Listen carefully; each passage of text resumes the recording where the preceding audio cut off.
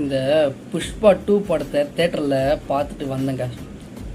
December 7 Saturday evening 4:30 மணிக்கு show Kamala சினிமாஸில் போட்டான். சரி லீவ் தானேன்னு சொல்லிட்டு நான் தனியாக போய் பார்த்துட்டு வந்தேன். வெளியில் வரும்போது மணி ஆல்மோஸ்ட் 9-9:15. ஏன்னா படமே 3 மணி நேரம் 21 நிமிஷம். அப்புறம் இன்டர்வல் அட்வர்டைஸ்னு அந்த பார்க்கிங் க்ரௌட்லேருந்து வெளில வரும்போதே ஆல்மோஸ்ட் 9:15 9:20 ஆகிடுச்சு.